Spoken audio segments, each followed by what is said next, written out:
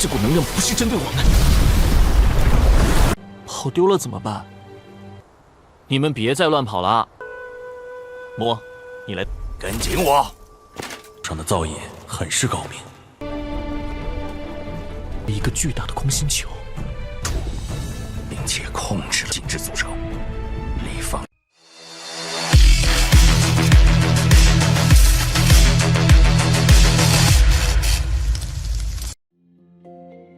Halo semuanya, selamat datang di Ruang Sinema. Bagaimana kabar kalian semua? Semoga selalu sehat dan baik-baik saja.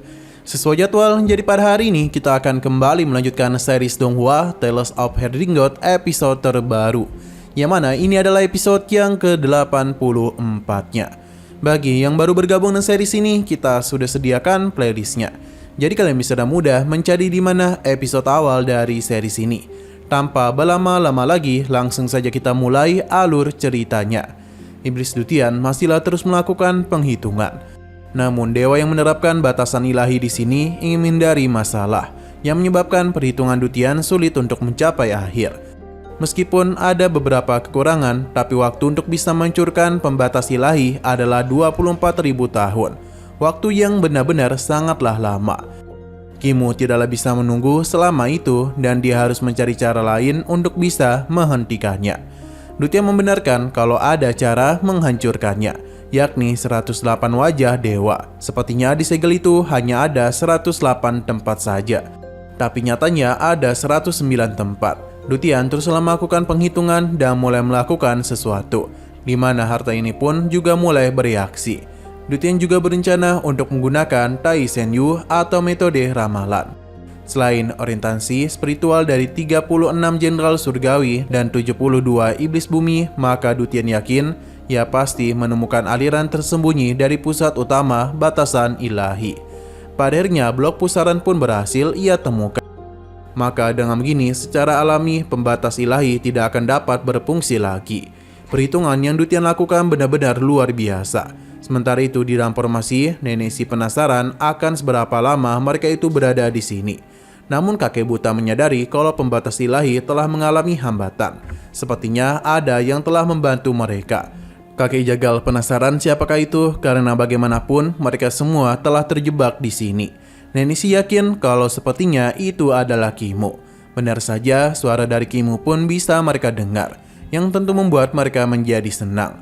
Kakek buta pun mengingatkan untuk tidak memasuki pembatas itu karena kekuatannya tidak akan bisa menahan hal tersebut. Kinmu menenangkan mereka karena ia telah membawa guru yang hebat. Ini tentu saja membuat Dutian senang. Ia juga akan melemparkan mereka semua ke dalam tempat ke-109. Di saat pembatasan ilahi dibekukan, maka ini seperti menambah roda gigi tambahan pada roda gigi yang sudah ada. Ini seketika akan membuat pembekuan terjadi. Kimu pun mengeluarkan seluruh harta yang sebelumnya dia ambil dari istana emas Loulan, yang mempersilahkan Dutian untuk mengambil harta yang berguna. Dutian pun mengambil salah satu pusaka yang akan membantu mereka. Sepertinya Kinyu ini saatlah beruntung. Dutian langsung saja memasukkan pusaka tersebut pada formasi pembatas ilahi. Sementara di dalam sana sesuatu pun mulai terjadi dan bisa dilihat oleh para kakek.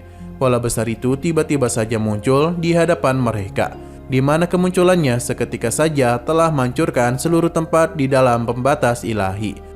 Tentu dengan kemunculan dari bola besar itu telah mengacaukan pembatas ilahi dan ini mulai berubah-ubah. Kini meminta mereka untuk berhati-hati. Saat kemudian bola besar tadi pun telah retak dan mengeluarkan cahaya yang begitu terang. Hal yang sama juga terjadi di luar, pasalnya pembatas ilahi itu akan segera hancur. Para kakek dan nenek pun segera ditarik untuk keluar dari formasi tersebut. Hingga pada puncaknya, formasi ini pun telah hancur lebur. Para kakek dan nenek akhirnya telah keluar. Akibat dari hancurnya pembatas ilahi telah menciptakan ledakan yang sangat besar. Kinyu dan sigap menahan hal tersebut dan formasi pertahanan miliknya. Untung saja ledakan itu tidak berfokus kepada mereka saja dan menyebar ke segala penjuru. Jadi karena itulah Kinyu masih dapat mengatasinya.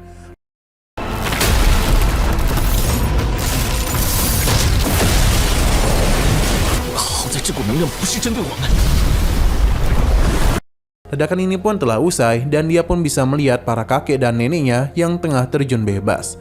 Kinyu mencoba untuk membantu, namun untung saja kakek Ma dengan sigap menangkap mereka. Melihat Kinyu di sini tentu membuat nenek si senang, namun dia juga agak kesal karena cucunya telah datang ke tempat berbahaya itu. Tapi kakek buta memintanya untuk menjaga jarak dari nenek si, karena dia itu telah terjebak dalam waktu yang sangat lama.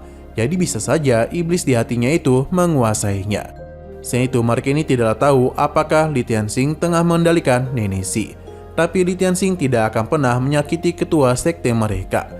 Setelah semua itu, kakek pincang pun memuji boneka mekanik ini. Kini memperkenalkan iblis Lutian kepada mereka, di mana ia jugalah yang telah membantunya. Lutian sangatlah hebat dalam perhitungan. Ia jugalah yang telah menghancurkan pembatas ilahi. Lutian pun menjadi sangat senang karena terus dipuji oleh Kimu. Selain itu di sini, Kimu juga memperkenalkan naga kilin kepada mereka, di mana dulunya dia adalah tunggangan dari Patriark. Naga kilin bertanya tentang keberadaan Patriark. Namun sampai saat ini mereka masihlah belum bisa menemukan mereka. Alasan mengapa mereka bisa sampai kemari ternyata telah mengikuti jejak yang ditinggalkan oleh kakek kepala desa. Namun sejauh ini keberadaan mereka masihlah belum ditemukan. Bahkan dalam perjalanan tersebut mereka tidak bertemu dengan kakek bisu. Nenek si tentu sangatlah mengkhawatirkan mereka. Namun yang tidak ia duga adalah kedatangan dari Kimu. Padahal untuk bisa sampai kemari, dia pasti menghadapi begitu banyak bahaya. Kimu tidaklah peduli dengan bahaya, terlebih lagi dia itu sudah menunggu mereka dalam waktu yang cukup lama. Jadi tentu saja Kinyu yang mengkhawatirkan mereka pun memutuskan untuk menemukan mereka apapun yang terjadi. Namun sekarang mereka masihlah belum lengkap. Karena itulah para kakek tidak akan pernah berhenti untuk bisa menemukan keberadaan kakek kepala desa dan juga kakek apoteker. Iblis Lutian pun Kimu minta untuk memimpin jalan, di mana ia tidaklah punya pilihan lain karena jika dia menolak maka orang-orang kuat ini pasti bisa langsung menghabisinya. Dalam sekejap Lutian pun menemukan jalan yang harus diambil. Ini membuat kakek buta terkejut, padahal mata ilahinya saja belum bisa menemukan misteri di balik itu semua. Ia yakin iblis ini sangatlah hebat dalam hal ramalan. 跑丢了怎么办？你们别再乱跑了。魔，你来。跟紧我。上的造诣很是高明。 Perjalanan teruslah mereka lakukan dan sampai pada akhirnya mereka berhenti di sebuah tebing. Namun secara mengejutkan di bawah tebing itu ternyata ada sebuah hutan. Naga kilin tak habis pikir dengan apa yang dia lihat saat ini. Lutian sendiri langsung saja terjun bebas dan ternyata ia tidaklah jatuh sebab gravitasi seakan-akan berubah. Bahkan Kimu yang baru melangkahkan kakinya bisa merasakan adanya gaya hisap yang langsung menahan tubuhnya. Para kakek dan nenek pun segera menyusul mereka. Sepertinya tempat ini memang penuh misteri. Bahkan gaya geomagnetik di sini telah berubah. Selama perjalanan itu berlangsung, Kimu dapat melihat kalau mereka tengah berdiri di atas sebuah kubus.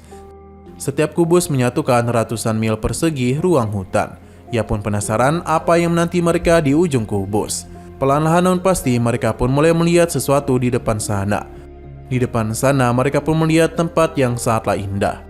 Melihat dari kejauhan, seakan-akan ada ratusan atau bahkan ribuan kubus dan ketinggian yang berbeda-beda.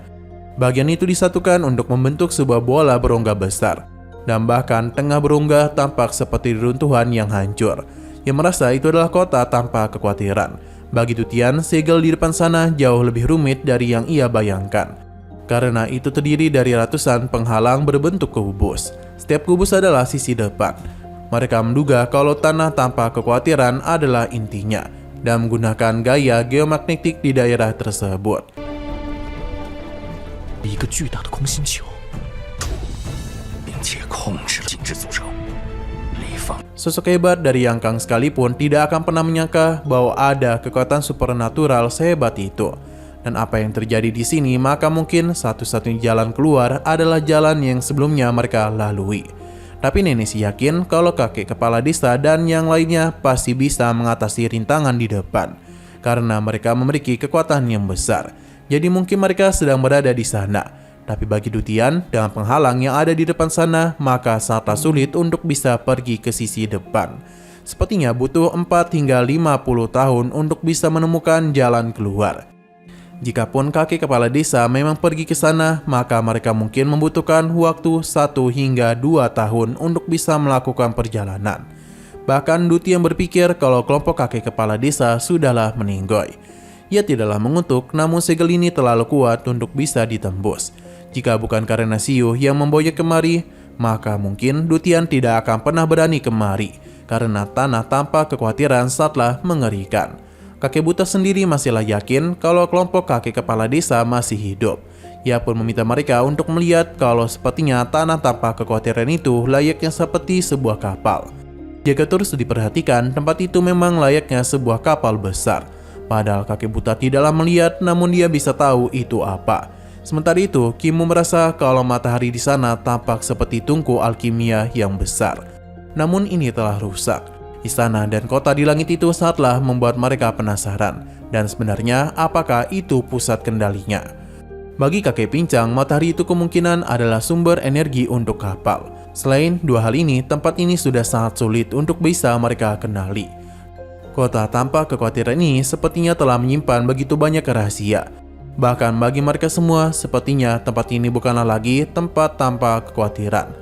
Jikapun kapal besar itu adalah surga, lantas ke arah manakah kapal itu akan bergerak? Yang mana mereka pun berpikir kalau itu pasti menuju kota tanpa kekhawatiran sejati. Sebuah tempat yang masihlah belum mereka ketahui. Sesaat kemudian ada sebuah ledakan yang keluar dari kapal besar itu, di mana ini ada sebuah perahu bulan yang ternyata itu adalah kelompok kakek kepala desa. Melihat rute yang mereka ambil membuat Dutian sangatlah terpukau, karena bagaimana bisa hal yang sangat sulit untuk dilewati bisa dan mudah mereka atasi. Saat kemudian mereka pun datang, di mana keadaan dari kelompok kakek kepala desa baik-baik saja. Tapi di sini patriark itu kebingungan mengapa kakek kepala desa selalu digendong. Namun semua ini sudah menjadi kebiasaan dari kakek apoteker. 祖师，抱他明明可以。 Nah, ternyata kakek bisulah yang membawa kakek kepala desa dan yang lainnya keluar. Namun karena kakek bisu tidak yang berbicara membuat mereka kesal, karena dia itu ingin selalu menyimpan rahasianya. Alhasil perjalanan pulang pun akan mereka lakukan. Oke, sekian dulu pada video kali ini. Untuk video selanjutnya akan segera hadir. Jadi bagi kalian yang ingin mengikuti series ini, langsung saja klik subscribe dan aktifkan loncengnya. Terima kasih yang sudah menonton video sampai habis. Jika kalian suka pada video ini, klik like dan share ke teman-teman kalian tentang channel ini. Dan ditunggu aja kelanjutannya.